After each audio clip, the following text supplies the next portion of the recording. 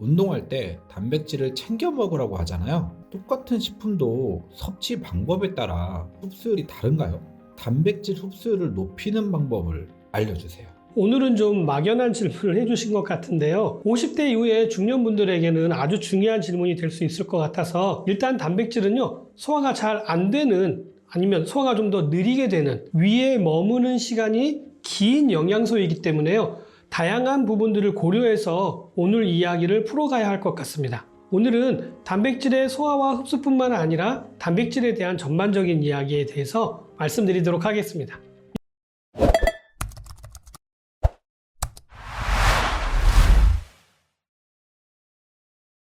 일단은 단백질은 여러 가지 아미노산이 결합된 고분자입니다. 쉽게 말씀드리자면요, 크기가 아주 큰 물질이라는 것이죠. 입자가 크다면 흡수가 되기가 어렵겠죠. 그래서 우리 몸에 있는 효소를 이용해서요, 이 거대한 단백질을 조금씩 분해해서 작게 만드는 것입니다. 이러한 과정을 우리는 소화라고 부르는데요, 단백질은 단백질 형태로 흡수가 일어나는 것이 아니라 아미노산이라고 하는 작은 물질로 분해되어야만 흡수가 일어난다는 것이죠. 예전에 콜라겐을 먹으면 콜라겐이 만들어져서 피부의 탄력이 좋아진다라고 여러 가지 제품들이 판매된 적이 있었는데요. 이건 매우 잘못된 내용이다라고 말씀을 드렸던 것이죠. 아무리 좋은 콜라겐을 먹는다고 해도요, 그것이 흡수가 되어서 다시 콜라겐이 필요한 부분에 가서 작용을 하는 것이 아니라 콜라겐을 먹는다고 해도요, 여러 가지 아미노산으로 분해가 돼서 흡수가 되고 이렇게 흡수된 아미노산이 다시 우리의 간에서 콜라겐이라고 하는 단백질로 재합성이 되어야만 콜라겐이 만들어진다는 것입니다. 콜라겐을 먹는다고 해서 콜라겐이 많이 만들어진다는 보장은 없는 것입니다. 그렇다면 단백질을 많이 먹으면 몸에 단백질이 많이 만들어질까요? 경우에 따라 달라집니다. 우리 몸은 끊임없이 새로운 세포와 호르몬과 효소를 만들어내고 있습니다. 그리고 이러한 기본 성분이 바로 단백질이죠. 우리가 생명을 유지하기 위해서 최소한으로 필요한 단백질의 양이 바로 약 40g 정도가 되는데요. 우리가 활동을 하기 위해서도 단백질이 필요하기 때문에요, 성인의 경우 자기 몸무게의 1kg당 대략 1g 정도의 단백질을 섭취해야 한다고 이야기합니다. 몸무게가 70kg 정도 나가시는 분은요, 하루에 단백질을 약 70g 정도는 먹어줘야 한다는 의미입니다. 이때 하루에 30g의 단백질을 섭취하게 되면요, 추가로 먹는 단백질은 단백질을 만드는 데 사용되기 때문에 30g에서 더 먹는 만큼 단백질의 양이 늘어나겠지만 70g 이상 먹게 되면요, 그 이상의 단백질은 단백질로 합성되지 않고요, 에너지로 대사되어서 우리 몸 밖으로 버려지게 됩니다. 단백질은 우리 몸에 저장되지 않기 때문입니다. 많이 먹는다고 해서 무조건 다 근육이 만들어진다는 얘기는 아니라는 사실이죠. 그러나 우리 몸에 단백질을 저장하는 방법은 있습니다. 딱 한 가지인데요, 근육의 양을 늘리는 것입니다. 그래서 근육을 많이 늘려야 하는 바디빌더들이 단백질 위주로 식사를 하는 이유입니다. 우리 근육은요, 근섬유로 이루어져 있는데 이 섬유들이 운동을 통해서 끊어졌다가 다시 붙으면서 더 튼튼하게 하기 위해서 여러 겹으로 만들어지는 과정에서 근육이 점진적으로 커지게 되는 것이죠. 이렇게 근섬유가 끊어지게 되면은요, 조각난 근육 조직들은요, 분해되어서 우리 몸 밖으로 배출되게 됩니다. 그만큼 단백질의 소모가 많다라는 의미겠죠. 배출되는 단백질을 보충하기 위해서라도 단백질 섭취를 늘려야 하고요, 추가적으로 더 많은 근육을 만들기 위해서라도 단백질이 필요하기 때문에 더 많은 단백질을 먹어야 하는 것입니다. 이러한 경우라면요, 단백질을 많이 먹고 운동도 많이 하면은요, 근육도 늘어나게 되겠죠. 단백질만 많이 드신다고 해서 근육이 저절로 늘어나는 것은 아닙니다. 반대로 단백질 섭취량이 줄어들게 되면은요,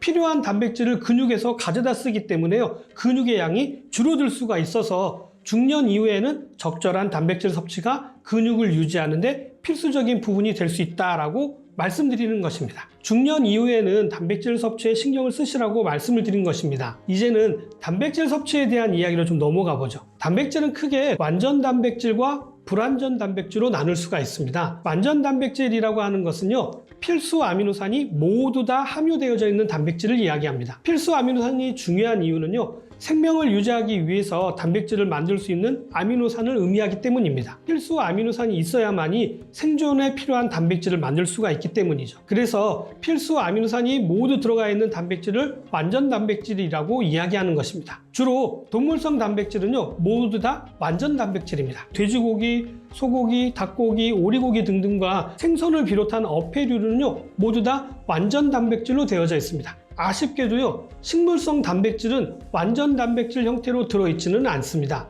식물성 단백질로 보충을 하시려면요, 다양한 공급원으로부터 다양한 단백질을 섭취하셔야만이 완전 단백질처럼 드실 수가 있게 됩니다. 예를 들자면요, 쌀밥에 부족한 아미노산은 콩에 들어있기 때문에요, 콩밥 형태로 드시게 되면 완전 단백질 형태로 드실 수 있게 된다는 의미입니다. 곡류와 두류, 견과류 위주로 다양하게 섞어서 드시는 것이 좋겠죠. 특히 콩을 중심으로 다양한 식물성 단백질을 골고루 돌아가면서 섭취하시는 것이 좋은 방법이 될 수 있습니다.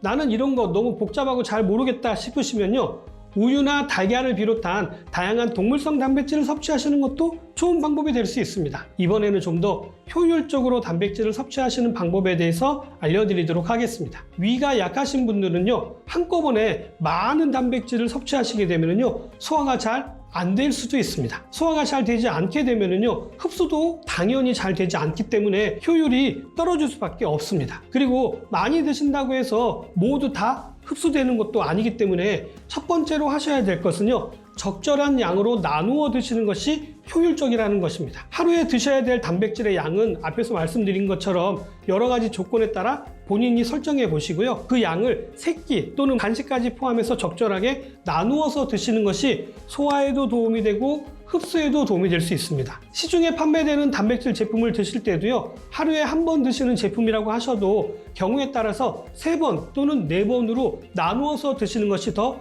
효율적인 방법이 될 수 있겠죠. 다음으로는 단백질은 크기가 큰 고분자라고 말씀드렸잖아요. 그렇기 때문에 입자가 작은 아미노산 형태로 드시는 것이 좋습니다. 발효된 형태로 드시게 되면요, 소화 흡수가 용이한데요, 콩을 드시기보다는 청국장으로 드시는 것이 더 효율적이라는 말씀입니다. 또는 효소가 풍부한 식품이라든지 효소 제품을 추가로 단백질 제품과 같이 드시는 것도 도움이 될 수 있겠죠. 여기에는 유산균도 포함될 수가 있는데요, 적절한 유산균 섭취는요, 단백질 소화와 흡수에 도움을 줄 수 있습니다. 육류의 경우에는 과일이나 채소 안에 들어있는 효소를 이용하는 경우도 있는데요, 고기를 연하게 하기 위해서 키위라든지 배라든지 파인애플 같은 과일이라든지 양파 같은 채소를 이용하기도 하잖아요. 이러한 채소와 과일들은요, 육류의 잡내를 잡기도 하고 고기를 연하게 하여서 소화를 돕는 작용을 하게 됩니다. 단일 식품 중에 최고의 소화 흡수율을 자랑하는 독보적인 식품은요, 바로 두부입니다. 두부는 소화도 아주 잘 될 뿐만 아니라 흡수율도 아주 높기 때문에 독보적인 존재라고 말씀드리는 것이죠. 그러나 너무 과도한 단백질 섭취는요, 체내 대사 과정에서 암모니아와 요산 같은 많은 독소를 만들어내기 때문에요, 주의가 필요하고요, 간과 우리의 신장, 콩팥이 혹사될 수가 있기 때문에 간과 신장이 안 좋으신 분들은 과도한 단백질 섭취는 피하셔야 합니다. 대부분의 단백질은 생으로 드시기보다는요, 익혀 드셔야 소화 흡수율이 높아지기 때문에 꼭 익혀 드시고요, 육류 위주의 단백질 섭취는 콜레스테롤과 같은 성분이 많이 함유되어져 있기 때문에 고려해서 드시는 게 좋은 방법이 될 수 있겠죠. 단백질만 드시기보다는요, 다양한 비타민과 미네랄과 함께 드시면 더 좋은데요, 특히 근육을 만들거나 유지하는 데 도움이 되는 비타민 B6와 비타민 C가 있는데 같이 드시는 것이 도움이 된다고 이전 영상에서도 소개해 드린 적이 있습니다. BCAA라고 하는 성분, 즉 필수 아미노산 중에 로이신이라든지 이소로이신, 발린과 같은 아미노산을 추가로 섭취하시게 되면요, 특별히 근육을 만드는데 더 도움이 됩니다. 그리고 적당한 탄수화물과 적절한 지방이 함께 어우러질 때 더 좋은 효과를 낼 수가 있기 때문에 골고루 드시는 것이 좋겠죠. 오늘은 중년 이후에 꼭 드시라고 권해드렸던 단백질에 대한 얘기를 해드렸는데요, 단백질을 드시는 것도 중요하지만 좀 더 효율적으로 드시는 방법과 어떠한 단백질을 선택해서 드셔야 될 건지에 대해서 말씀을 드렸는데 어떻게 좀 도움이 되셨나요? 저는 다음에 좀 더 도움이 될 만한 내용 가지고 다시 찾아뵙도록 하겠습니다. 감사합니다.